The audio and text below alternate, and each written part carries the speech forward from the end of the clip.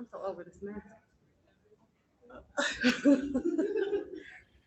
All right, a slight turnover there in the game. I missed Sheryl Swoopes. We have corrected that. Sheryl and Rebecca are here with us, and we're going to begin right away with questions and answers. All right, we will go first to Melissa Murphy. Melissa, if you would. Hi, Sheryl. Hi. What stood out about the character of the New York Liberty teams when you played against them at the Garden? Who? New I didn't hear York the Liberty? beginning of your question. Yeah, I'm doing a little retrospective on the New York Liberty team in year 25. And what stood out about the character of the New York Liberty teams when you played them at the Garden, especially the defense of Teaspoon and Vicki Johnson? What stood out about the character of the New York Liberty teams in the early days in the Garden, especially defensive character of Teaspoon and BJ? Well, I think when I look at the Liberty team back in the day and today, I would say, and I so don't mean this bad, the team back in the day brought some type of an edge, and with Spoon and VJ and Sophia, and even this one sitting next to me, and then Kim Hampton. I mean, so many of them, Sue Wicks, like you knew it was going to be a battle every single day. And not to say that this team doesn't bring that, because with Sabrina, obviously, and one of my favorite players that I enjoy watching this year is Benijah Laney. I think she's a phenomenal talent. But what those teams brought was just that competitive spirit of, we are about to kick your ass this game. They brought an attitude every single game, and you knew it was going to be some type of a battle. And with the team that I see today, one, I think they're very young. So I think they're still lacking that piece and that part of that Spoon brought every single day, and the leadership. That's what I think is probably the biggest difference in the team today versus the teams that we played against. Thank you. And Rebecca, VJ said the Liberty practices were harder than the games. Can you expand on that? And as a rookie, did you get banged around a lot by your teammates in practice? Yeah, I mean, every day I was going up against Sue Wicks, who had been playing multiple years overseas, who knew all the tricks of the trade. And I would get frustrated because I'm like, she got that rebound because she was holding me. Well, she learned that overseas and no one could see it. So yeah, she got that rebound. And after the first year, when Teresa Weatherspoon was named Defensive Player of the Year, I just remember anytime she was, and we would generally be on the same team together in practice, if she was defending the guard, she would just get right up on him and be like, DPY, I'm the DPY, and make them like attack the Defensive Player of the Year. I mean, the players on that team took things seriously, worked really hard, were super gritty, talked a little bit of trash. But yeah, it was fun. Not usually when the Comets came to town, although that's when we got our sellouts. Man, those were great battles. Those were great battles. Thank you very much. Thank you. Our next question, Pepper Pursley. Pepper, go ahead. Pepper. Hi, Rebecca. Hi, Sheryl. It's so great to see both of you. And for starters, thank both of you for all that you've done for women's basketball. As a 10-year-old girl, it means so much that everything that you've done has paved the way for girls like me to now be able to see a WNBA. And I have two questions for you today. So first, what does it mean to you to see how much women's basketball has grown since 1996? First of all, Pepper, I think you're pretty cool. I think you're the coolest interviewer I've ever had. But I don't know, it's such an incredible moment for me personally to be here and, 25 years later of the WNBA and celebrating being here with my former teammates on the 96 team. I think for us, when we set out on this, I call it a journey. I think we just always wanted to leave a path and make a way for so many young girls such as yourself to come up behind us and after us and to know that you have so many more opportunities than we even had when the league first started. But to know that if you keep working hard and you keep playing and you keep believing and you keep striving, that the sky is honestly, the sky is the limit for you to be able to accomplish anything that you want to. And it's so great to still be sitting here 25 years later and talking about the success of the WNBA. I love that so much. And then a second question, just what was the most fun aspect of winning gold in 1996? Yeah. I think something that was unique to that 96 team is that we trained for a full year before we went to that Olympics. And it was, a lot of it was a real grind. You know, get up in the morning, do conditioning, then go to practice, then lift weights, and then have another basketball session in the afternoon. And somewhere in there also doing media and community events. It was a real commitment, and there was a lot of it that was really hard.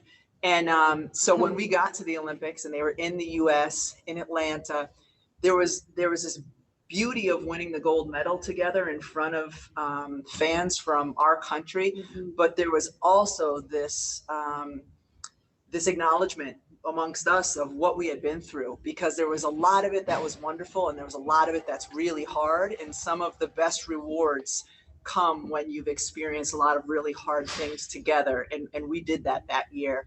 And it just made all of it in a lot of ways a lot more special. For sure. All right, thank you. Our next two questions will come in order from Christy Winters Scott and then Rafiq Lousan. Christy? Good evening, ladies. And I concur with what Pepper said about what you have done for the game. Just amazing and incredible.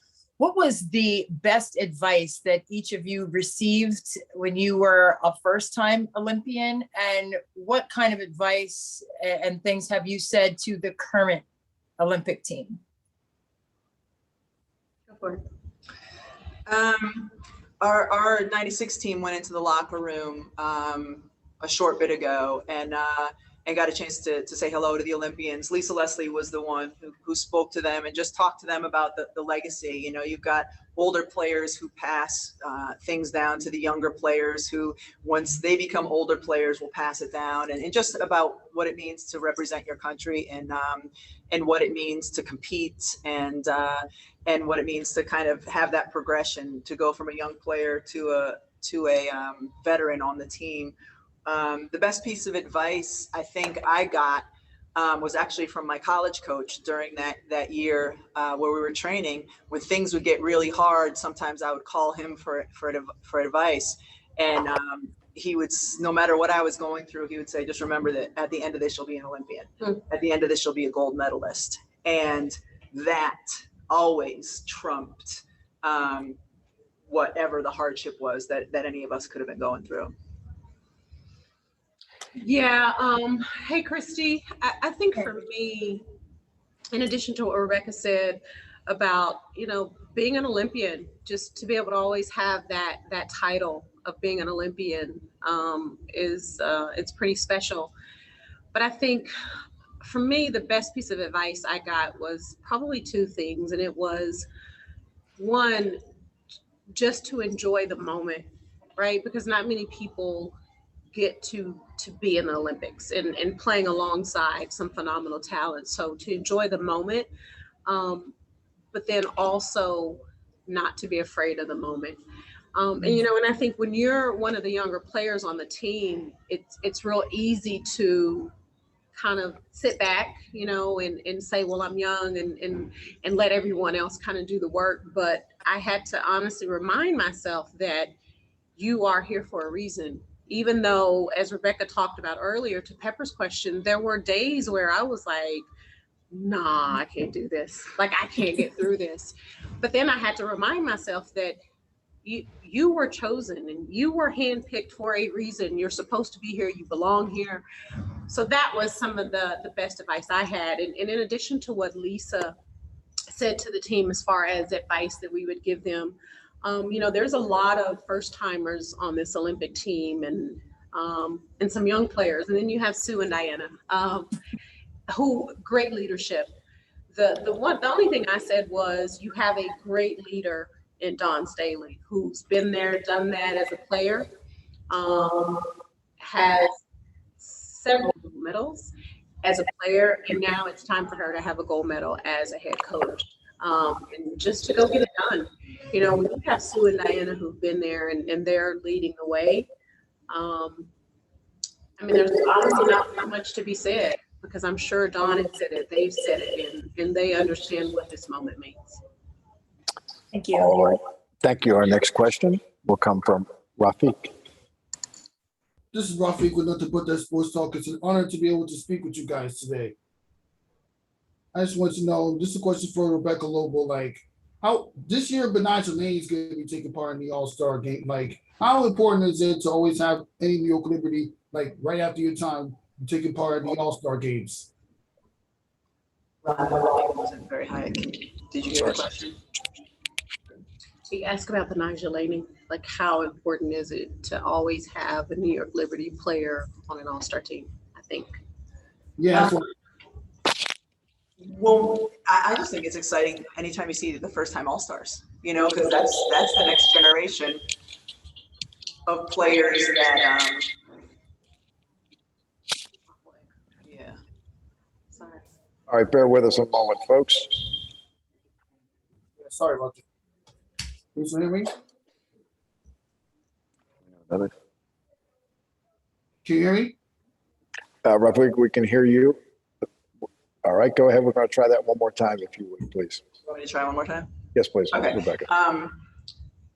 It just kind of the first time All-Stars, and I think we have 7 on the All-Star team, right, and 1 on the Olympic team. That's also a first time All-Star. So it's exciting to see kind of this next generation of players coming along, and Benigna certainly would be one of them. Especially she has the most incredible story, or one of the more incredible stories in this league. You know, cut last season to a most improved player to now doing what she's doing for the Liberty is pretty spectacular. So you know, of course, it's always great to have, you know, representation from a variety of teams, including the New York Liberty. But you know, I just enjoy watching these first-time All-Stars because you never know who's going to show out. You know, none of us expected Erica Wheeler to be the MVP of the All-Star game a couple of years ago. So what's going to happen tonight, I don't know, but it's going to be fun to watch.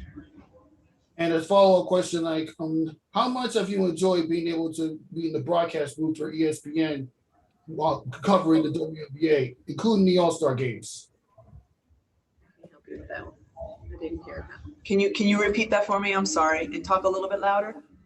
How much have you enjoyed doing the WNBA All-Star game? I got you. Without the I got you. attitude? I No, know. I'm kidding. It's Ron's fault. It's not your fault. It's not ours. How much have I enjoyed covering it? I love it. I love it. And I love the WNBA draft because you're there on a day when dreams come true. And then I love the All-Star game because it's just this fun format where everyone can just go out and show what they can do as a player. So I have a blast. I get a great seat, and especially in a game like today where it's just, you know, all about fun. I apologize for the sound problems. I apologize. Just kidding. Cheryl's I'm 50 and she kidding. doesn't care. So You told me to yell, you couldn't hear me, so I yell, and now you say I got attitude. All right, we're going to let Sheryl take over the moderating from now on. No, not at all. Sheryl has said that our next question will come from Takeshi. Takeshi, go ahead. Hello, ladies. Hello. All right, Takeshi, start. We're in laugh mode. We're going to start that question. I think you are listening Takeshi, to go me. ahead. So, my question is about the game against Japan, Team Japan in 1996. I think you guys played in the quarterfinals against our Team Japan. I'm calling from Tokyo, Japan. So, and it was a very competitive game. It was like a 108 to 93, very high scoring, competitive game. So what do you remember about that game?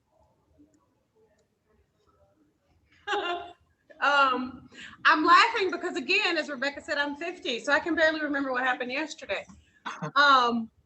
Here's what I will say, and it's not necessarily about that particular game, is the Japanese players have always been talented. Their style of play, the way they play, and it takes some time to get used to learning how and understanding how to defend them. They're always very offensive minded. I think lots of times you tend to think because it's USA basketball and, you know, we have height and things like that, that it's going to be an easy task. But when you're talking about on the world stage, regardless of whether it's world championships, the Olympics, you always know that other countries are going to bring their best. They're going to give their best every single day, and you have to be ready to play.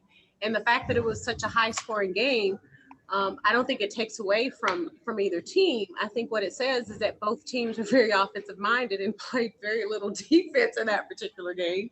But both teams were very capable of scoring and putting up a lot of shots, obviously. I don't remember that specific game, but I'll echo the fact I never liked playing against the Japanese teams, mostly because their 5 players, which is what I was defending, could step out and hit threes and drive.